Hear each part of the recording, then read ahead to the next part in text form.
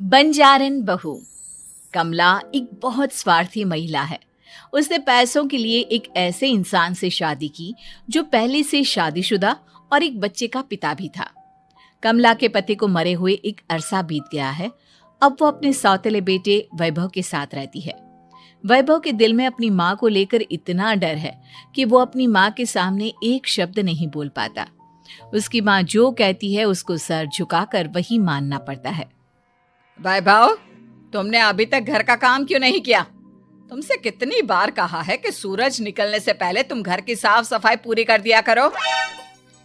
वैभव कुछ नहीं बोलता, चुपचाप सर झुकाए अपनी माँ की बात सुनता रहता है। तभी पास में खड़ा नौकर सुखराम कहता है, मालकिन, वैभव बाबा को रात से तेज बुखार है, इसलिए वो सुबह जल्दी उठ नहीं पाए। उनके बदले मैं घर की साफ सफाई कर देता हूँ। इसे कोई बुखार नहीं है। मैं इसे अच्छी तरह से जानती हूँ। ये सब काम न करने के बहाने हैं। सुखराम काका, बोल दो इसे, सारे घर का काम यही करेगा। और इससे समय पर अपना काम पूरा नहीं किया तो इससे आज का खाना भी नहीं मिलेगा। मगर मालकिन, वैभव बाबा की सच में ही तबीयत खराब है, आप एक बार देख तो लीजिए। कमला बिना कुछ बोले वहां से चली गई और बेचारा वैभव तेज बुखार में भी काम करता रहा।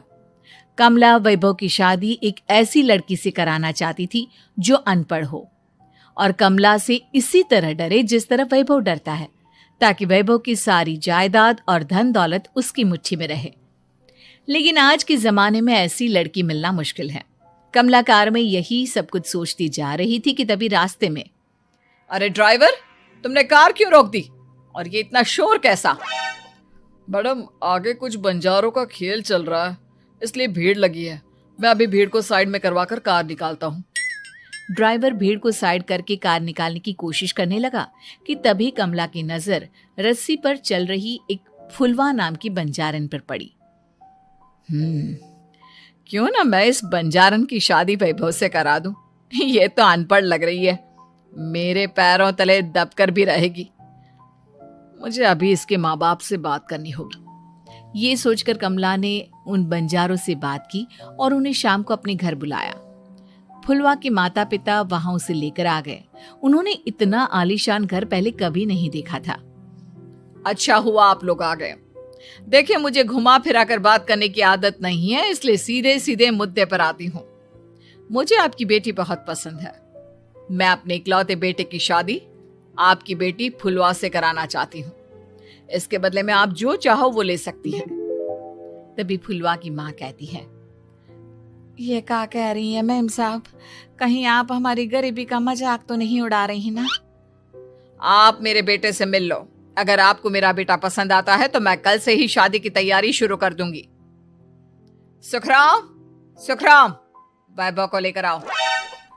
फुलवा अपनी माँ के कान में फुसफुसाती है, माँ, कहीं इस मेम साहब का छोरा पागल तो ना है? फुलवा अपनी माँ से बात कर रही होती है कि वैभव वहां आता है। फुलवा उसे देखती ही रह जाती है और उसके माता पिता उसकी शादी तय कर देते हैं। शादी वाले दिन किसी को फुलवा और वैभव की बेमेल विवाह की बात समझ में नहीं आती। फिर भी एक औरत कमला से पूछ ही लेती है, कमला जी, आपने अपने इकलौते बेटे की शादी देहाती गवार से क्यों करा दी? ये बंजारन आपके घर की बहू बनने लायक तो नहीं है। कम से कम अपने स्टेटस का ही ख्याल कर लिया होता। बहू तो अपने टक्कर की लाती, आपने तो बंजारन को ही बहू बना लिया। अब कमला को समझ में नहीं आ रहा था कि इस बात का क्या जवाब दे। वो कुछ देर चुप रही और सोच समझ कर कहती है, बहन जी, आपको तो पता है आजकल के बच्चे किसी की बात कहाँ सुनते हैं। मैं तो अपनी बहू एक पढ़ी लिखी और अपनी सोसाइटी की ही ढूंढ रही थी। लेकिन मेरे बेटे ने मेरे सामने इस बंजारन को लाकर खड़ा कर दिया। बोला कि मैं शादी करूंगा तो इसी से। अब भला मैं क्या करती, मुझे अपने बेटे के सामने झुकना ही पड़ा। कमला की ये बातें सुखराम भी सुन रहा था। उसने ये सारी बातें वैभव को जाकर बता दी। काका, मैं तो फुलवा को जानता भी नहीं, फिर माँ मेरे बारे में झूठ क्यों कह रही है? अरे बेटा, तुम कितने भोले हो, तुम्हें कुछ भी नहीं पता। तुम्हारे पिता अपनी सारी संपत्ति तुम्हारे नाम करके गए हैं। तुम्हारी माँ नहीं चाहती कि यह संपत्ति तुम्हें मिले, इसलिए उन्होंने तुम्हारी अनपढ़ लड़की से शादी करवाई ताकि तुम्हारी तरह वो भी अपने हक के लिए आवाज ना उठा सके। सुखराम काका, मैं क्या करूं, आप ही बताओ। माँ के सामने आते ही मेरे हाथ पैर कांपने लगते हैं। मैं माँ को कुछ भी नहीं कह पाता। वे दोनों बात कर ही रहे थे कि अचानक कमला वहां आ गई। कमला को देखकर दोनों घबरा गए। तुम दोनों फिर कभी बातें कर लेना, अभी फेरों का समय हो गया है, चलो जल्दी आओ। इस तरह फुलवा और वैभव की शादी हो गई।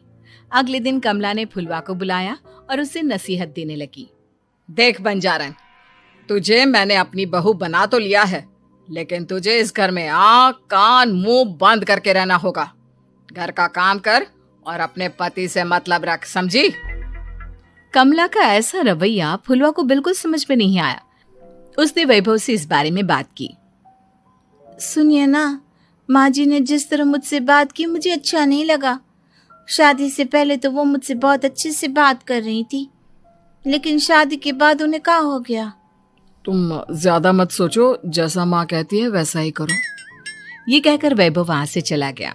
अगले दिन वैभव को घर के नौकरों की तरह काम करता देख फुलवा को बहुत हैरानी हुई। फुलवा ने इस बारे में सुखराम काका से बात की तो सुखराम काका ने फुलवा को सारी बात बता दी। अब फुलवा को समझ में आ गया कि उसकी सास ने एक बंजारन को बहू क्यों बनाया। एक दिन वैभव घर का काम कर रहा था, तभी उससे कांच की प्लेट टूट गई। किसने गिराई ये कांच की प्लेट? वैभव को वहां खड़ा देख कमला ने छड़ी से उसे मारना शुरू कर दिया। उसके पैर में कांच चुभ गया और खून बहने लगा, लेकिन फिर भी कमला उसे मारे जा रही थी। ये देखकर फुलवा ने कमला के हाथ से छड़ी छीन ली और तोड़कर फेंक दी। बंजारन, तेरी इतनी हिम्मत, तूने मेरे हाथ से छड़ी छीनी? कमला फुलवा को थप्पड़ मारने ही वाली थी कि फुलवा उसका हाथ पकड़ लेती है। ओ सस माँ, मैंने मॉम की गुड़िया ना समझ लियो। बंजारन, ईंट का जवाब पत्थर से देना जानती हूँ। आज के बाद मेरे या वैभव जी के ऊपर हाथ उठाने की सोचियो भी ना, समझी ससु माँ? ये कहकर फुलवा वैभव को लेकर वहां से चली गई। उसने वैभव के पैर पर पट्टी बांधी, उसके आंसू पोंछे। वैभव ने पहली बार किसी के दिल में अपने लिए इतना प्यार महसूस किया।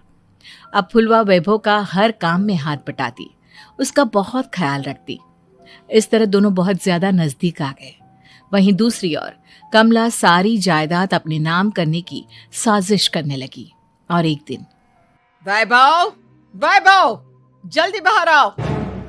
कमला की आवाज सुनकर वैभव और फुलवा अपने कमरे से बाहर आ गए। जी माँ, आपने बुलाया? ये ले, इन कागजों पर साइन कर दे। वैभव कागजों पर साइन करने ही वाला था कि फुलवा वैभव के हाथ से पेन छीनकर कहती है, ना वैभव जी, आप इस पर हस्ताक्षर नहीं करेंगे। आओ बंजारन, मैं तुझसे बात नहीं कर रही। ये बात मेरे और मेरे बेटे के बीच की है। चुपचाप पेन दे दे, नहीं तो तेरी खाल उधेड़ लूंगी। ससु माँ, बंजारन की खाल इतनी भी ढीली ना होवे कि कोई भी उधेड़ लेवे। जो यकीन ना आता हो तो देख ले उतार के। और हाँ, बंजारन जरूर हूँ पर अनपढ़ ना हूँ। मन्ने भी पता है कि किसी भी कागज पर साइन करने से पहले उसे अच्छी तरह पढ़ लेवे हैं। पेन देती है या नहीं? ये कहकर कमला फुलवा को मारने आई तो फुलवा ने कमला को धक्का दे दिया और वो नीचे गिर गई। कमला डरकर वहां से भाग गई। अब फुलवा ने वो कागज उठाए और वैभव के साथ सीधा वकील के पास चली गई। वकील ने वो कागज देखी और फुलवा को बताया, वैभव के पिता की सारी जायदाद और संपत्ति वैभव के नाम है, लेकिन वैभव की सौतेली माँ इस संपत्ति को अपने नाम कराना चाहती है, इसलिए इन कागजों पर वो साइन करा रही थी। तो अब हमें क्या करना चाहिए वकील साहब? वकील ने फुलवा और वैभव को सब कुछ अच्छी तरह से समझा दिया। अब दोनों घर पर पुलिस को लेकर पहुंचे। कमला पुलिस को देखकर घबरा गई। पुलिस ने कहा, आपके नाम की कंप्लेंट हुई है, आपको हमारे साथ थाने चलना होगा। कंप्लेंट? कैसे कंप्लेंट? आप अपने सौतेले बेटे पर बहुत अत्याचार करती हो, धोखे से सारी जायदाद अपने नाम करा रही थी।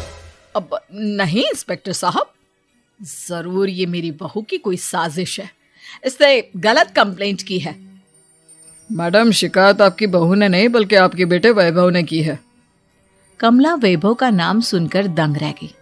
जिस बेटे ने कभी उसके सामने सर नहीं उठाया था, आज वही बेटा उसके सामने पुलिस को ले आया है। वैभव, तुम्हारी इतनी हिम्मत कि तुम पुलिस को ले आए? हाँ माँ, मैं लाया हूँ पुलिस को, और मेरे अंदर इतनी हिम्मत कभी ना आती अगर फुलवा मेरा साथ ना देती। आपने बंजारन बहू को लाकर अपने ही पैर पर कुल्हाड़ी मारी है माँ। मैडम, अब की बात खत्म हो गई हो तो चलो हमारे साथ। वैभव, मुझे माफ कर दो, मुझे थाने मत भेजो। आज के बाद मैं तुम्हें कभी नहीं मारूंगी, तुम्हें कभी परेशान नहीं करूंगी, मुझे माफ कर दो। वैभव अपनी कंप्लेंट वापस ले लेता है और पुलिस वहां से चली जाती है। वैभव अपनी सौतेली माँ से कहता है, मैंने पुलिस को वापस तो भेज दिया है, लेकिन मैं आपको माफ नहीं कर सकता। आपने बचपन से आज तक कभी मेरे सर पर हाथ नहीं रखा, हमेशा मुझे मारती रही, नौकरों की तरह बर्ताव करती रही। आप इस घर में नहीं रह सकती, चली जाइए यहां से। कमला घर छोड़कर चली गई और सड़क किनारे खड़ी होकर सोचने लगी, काश मैंने वैभव को माँ की तरह प्यार किया होता तो आज मैं इस तरह से बेसहारा ना हो जाती।